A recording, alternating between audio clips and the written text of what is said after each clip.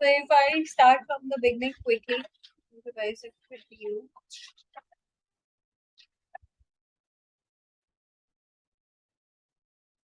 Yeah.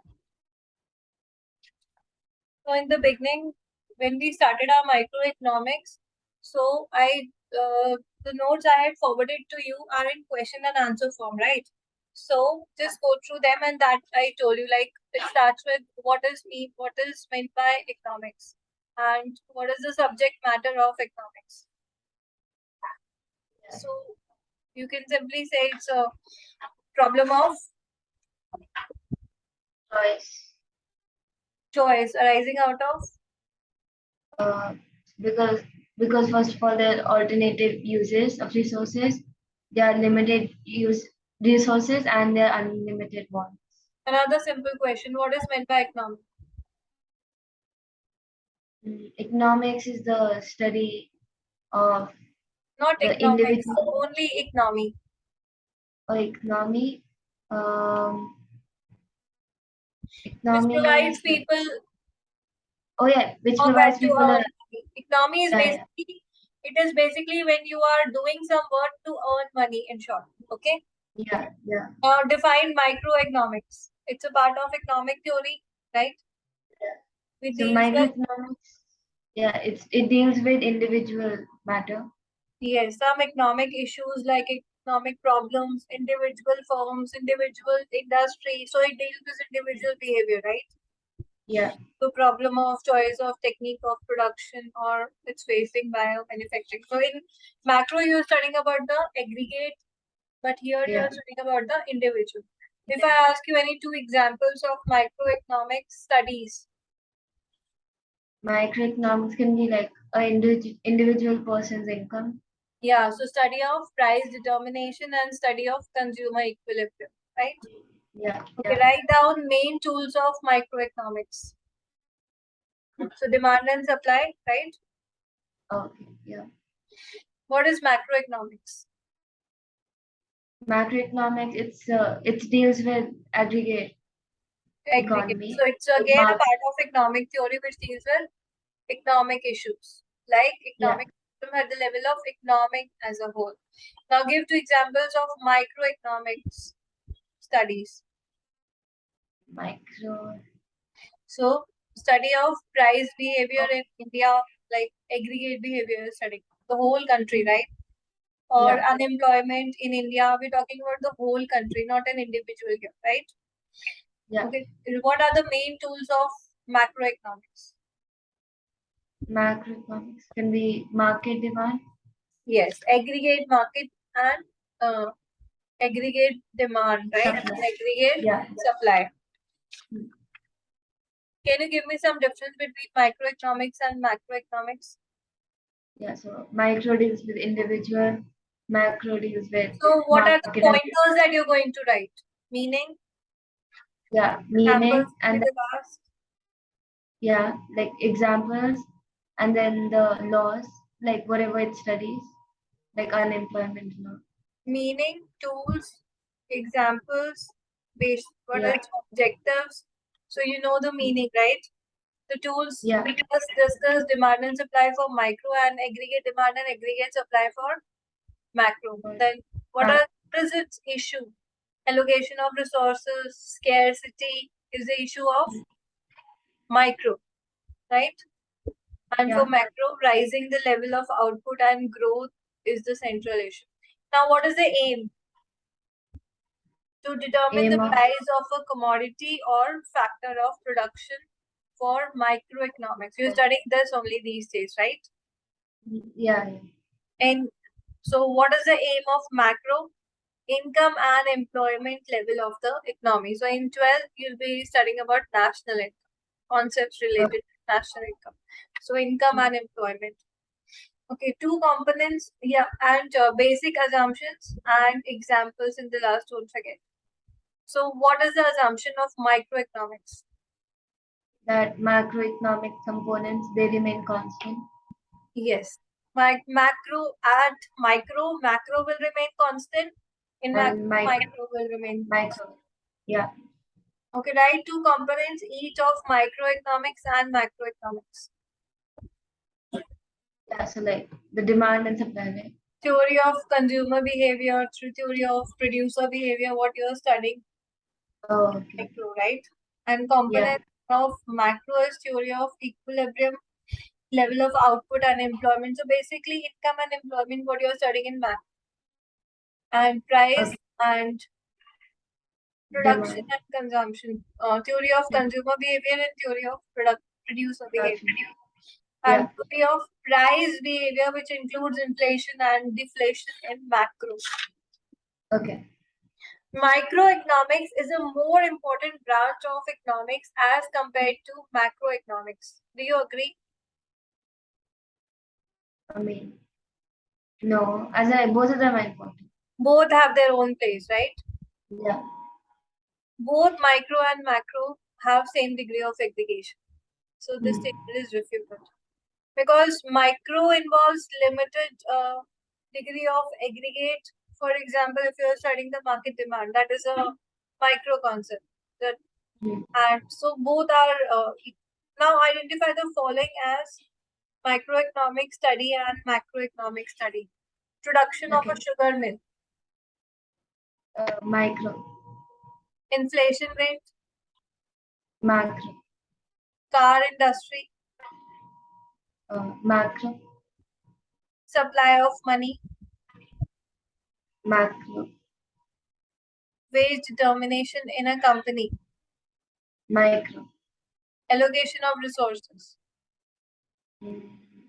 Yes. Macro. Macro. Micro, right? You're studying allocation of resources, scarcity in micro. Yeah. Aggregate demand. Micro. Macro. Aggregate demand and aggregate supply you're studying in macro. Okay. Yeah. Market demand for apples. That's micro. No, that's macro. Okay, what is economic problem?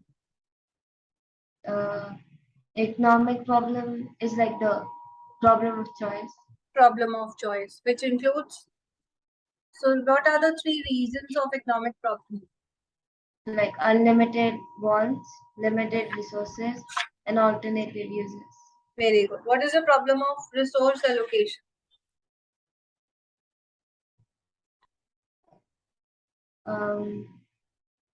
Do you mean like how to produce more?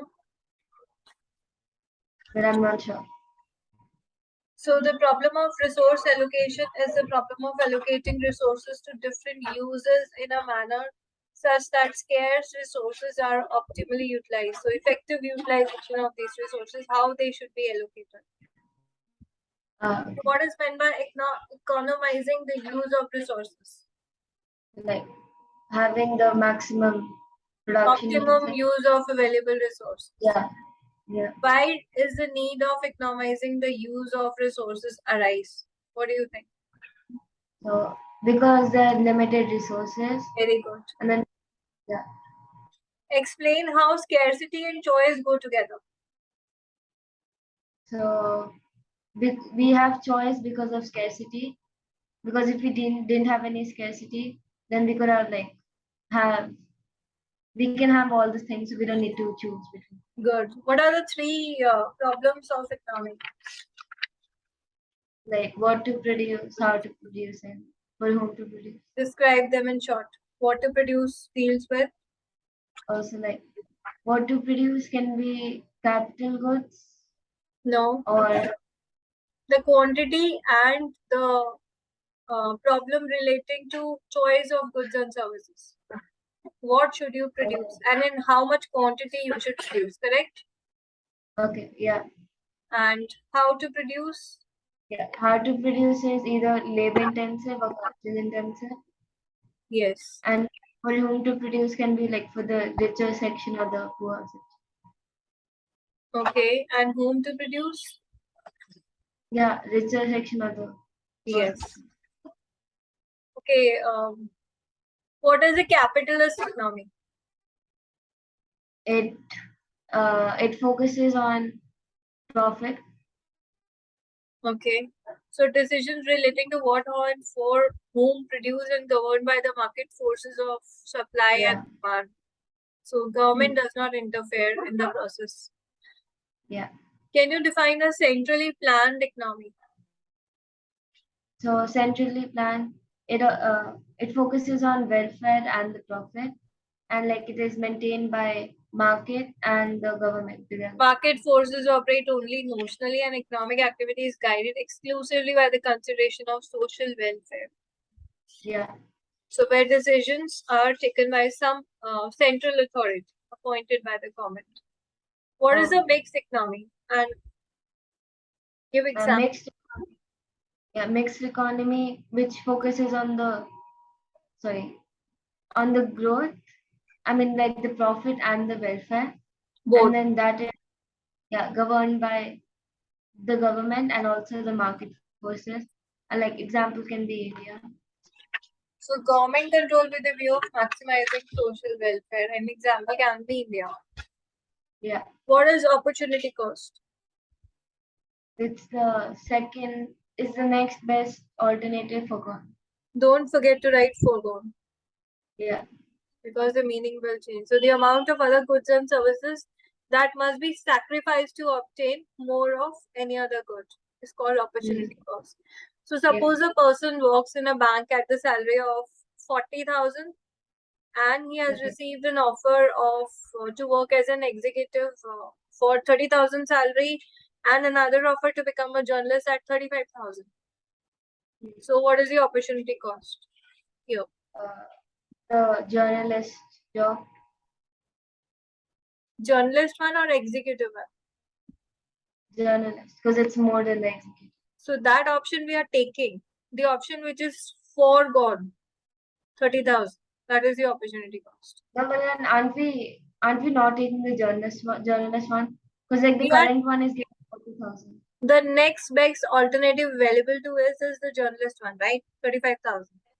Yeah. The definition says next best alternative foregone. Foregone means which you have missed.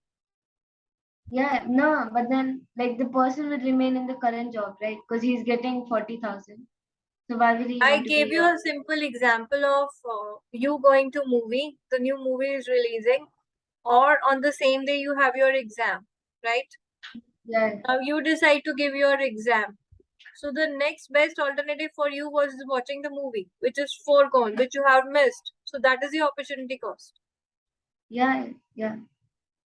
Okay. The next best alternative that you are missing is your opportunity cost. Yeah.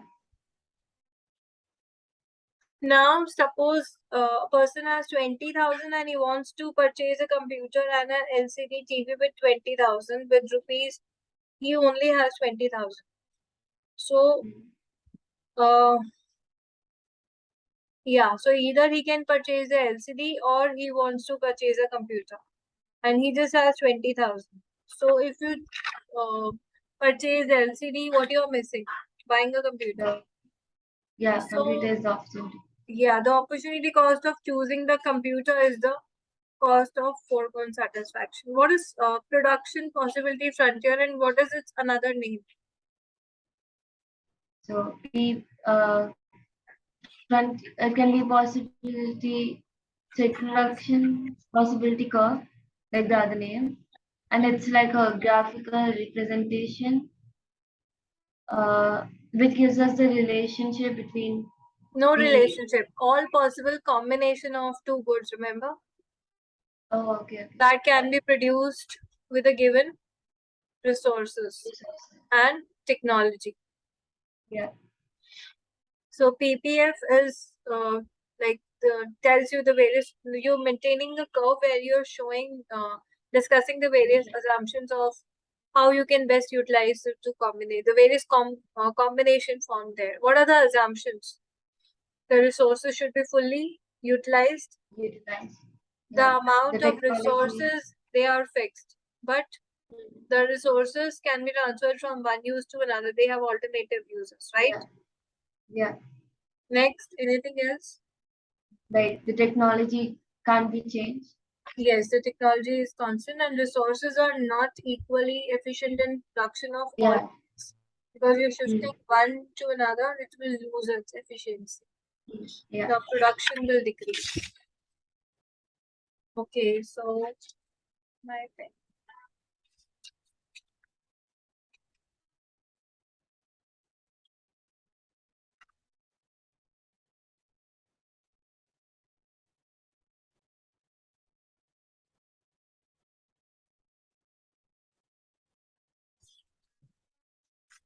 So it is also called transformation line or transformation curve, right?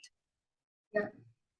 So now the economy decides to produce any two, namely wheat and cloth, and its available resources, given technology we know is fixed. If all the resources are used for the production of wheat alone, then 100 lakh tons of wheat can be produced. So here you can see the example. So now the assumptions, technology is constant, resources are given fully and efficiently, they should be utilized. So here you're making it to check the various combinations possible, utilizing them fully. Now what point F is showing?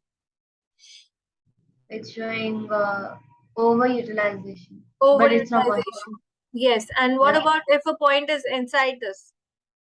Then it's underutilization. Very good. Then it's underutilization. So why the PPF will shift? If there's a change in our technology, then what will happen? The better technology will come. Yeah, then it'll shift rightward if it's a better technology. Yes, and even the resources are increasing, then it will shift to then rightwards. Right. If they are reduced, if you have any loss due to any reason or natural calamity, then a left. Yeah. Change in. Now this is very important, and please don't get confused here. Efficient technology. Now I told you there's a difference between shifting and what? Something more I told you. Here what is happening? It is shifting, right? Yeah. The curve is shifting to the right. Yes? Can you see PPF would rotate, not shift? Shift means that the line would be parallel but not touching. Okay? Yeah. So efficient technology for the production of good X will mean more production of X. Now production here for good X, which is we can see on X axis. So the curve is defining that parallel line is coming on X axis, but Y, nothing is happening. So it is the same there. And if it happens for Y, then it will remain parallel at Y and same at good X. This is very important. Please notice this. See. Okay. Efficient technology for the now if both happens, then they will be parallel to each other. Yeah. So the properties are it will slope downwards because left to right.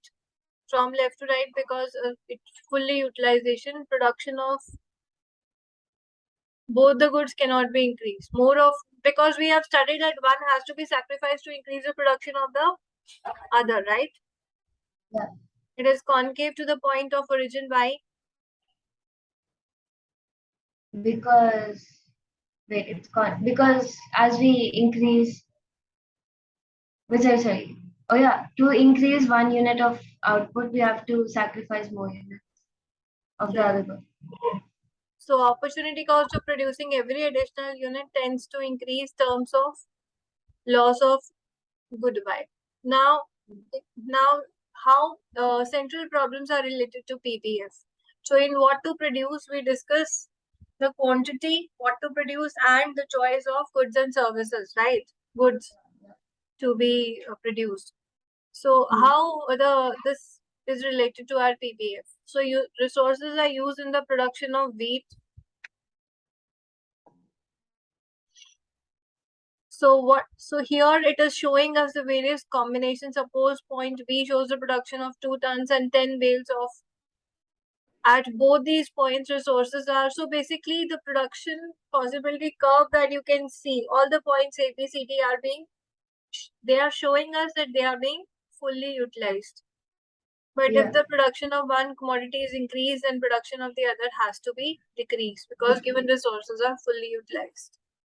How to produce shows you the technique. Yeah. So the figure shows how an economy uses a technique that enables optimum use of available factors of production. Now, there is something which is shown by A to E and E to C. So they are saying that it shows the use of inefficient technique. If efficient technique is used, there will be more production of one without sacrificing the production of the other, as shown by points A and C, and there will be more production of both the commodities as shown by B in relation to C. Okay. So whom to produce, what you are saying, is it for rich or for poor? So higher level it will shift to right, lower level it will shift to left. Yeah. So these can be certain conditions. Please read them, and how will you make the diagrams? How will you write the notes? In short, do it. Just practice this, because there are very limited questions that will be coming from here. Yeah. You know, I think. I mean, all these questions. That is the reason I keep telling you that what they can ask you and how the and I have sent you the notes in which it is showing you how the questions can be asked. Okay. Yeah. Fuller utilization of resources. Any point on PPF AD? So whatever points you are seeing on these curves are showing you the full utilization. Point F and G are not on the PPF, so they are showing you underutilization, and any point out will be showing overutilization. Growth of resources only possible when economic generating more resources. So if more resources are generated, there will be a rightward shift, otherwise a leftward shift. So growth of resources. So see, we have 5 points here, and the diagrams are also shown. So just keep in mind, PPF illustrating central problems. 3 central problems are there, then growth of resources and fuller utilization of resources. And then how you can prepare the diagrams, and then it is done. Okay? Yeah.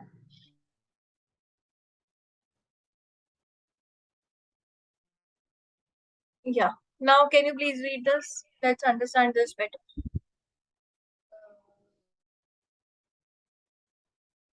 Let us assume that a given set of resources have two uses, use 1 and use 2. If value of output of use 1 is 1000 and value of output of 2 is 2000, common sense should dictate us that the resources will be employed in use 2. Given the situation, opportunity cost may be defined as loss of output in use 1 when resources are employed not in use 1 but in use 2. In other words, opportunity cost refers to the value of a factor in its best alternative. So that is what I was telling you. You have opted for use 2. So foregone means that the option that you have not taken. Yeah. To take the best alternative, the option which you have missed is your opportunity cost. That for taking an exam, you have missed your movie, right? So the option that is foregone is your opportunity cost. Okay? Yeah. And what is marginal opportunity cost? When allocation, suppose you were taking in use 2 is increased, there is a loss in output of use 1 and gain of output in. So the rate at which, now we have discussed that you have missed an item, right? Yeah. And then, so by how much quantity this marginal opportunity cost will actually measure how much. Okay. So that is the reason it is showing you the change in quantity 1 and change in quantity 2. How much? Okay. In opportunity cost, you were just telling, but here you're actually calculating it. How much? Yeah. How much is your loss? How much is your gain? So this is opportunity cost. So marginal opportunity cost. This is the difference. The ratio between loss of output and gain of output when some resources are shifted from use 1 to use 2. So any chapter that you could feel, okay, today let me give, what I will do is, after this, maybe you can do it tomorrow. I will give you some numericals based on every chapter. Okay. Okay, because if I give you for a particular chapter, maybe you're able to do it. But if not much, maybe 1 or 2 important ones from each chapter. And then try to do it. Okay. Okay, so you will be clear with the combination of numericals that can come. Okay, and because tomorrow is Sunday, there will be no problem. But your exam is on tomorrow is Tuesday. Yeah. No, Okay. Wednesday. Your exam is on Wednesday. Yeah. Do you mean like for eco or 9 accounts is 9, right? accounts is on Friday? Yeah. Eco is when? It's 15, right? 14. Yeah. Yeah, 14.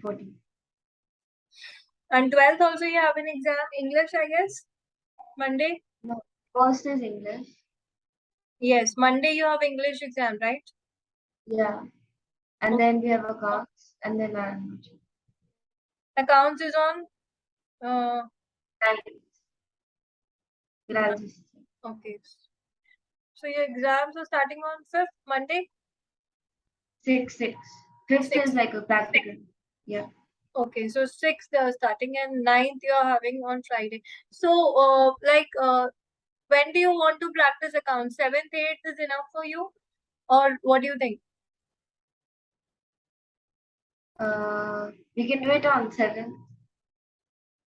Okay, 7th and 8th, right? Yeah.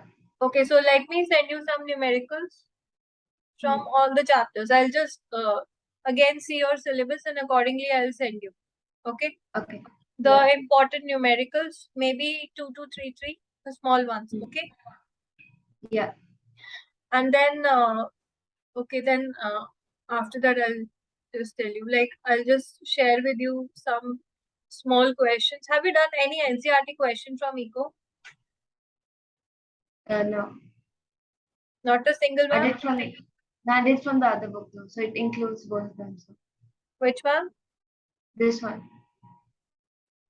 Okay, this also carries NCERT question. Yeah, that's one. Yeah. Did you practice it any chapter? Yeah. From this book I did, and it includes NCERT, so I didn't. Which chapter you are finding toughest here? Eco. Any chapter that you are not able to understand at all?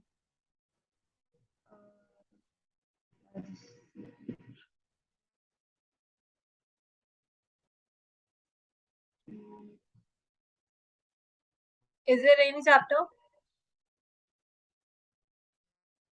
Okay, think about it and let me know. Okay. And one thing more in accounts, the treatment of closing stock. You have to think and tell me. Treatment of. Like how do you record it? How do you record it? Whether you record it or not? And if you record it, then why you record it? You have to record it in a journal or trial balance. Trial balance. Yes. Closing balance. Closing you do stock. record. Closing stock. Right. Stock. And if you record, then why? Send me a message. Okay. Okay. Yeah. Bye. Take care. Yeah. Thank you. Bye. Bye.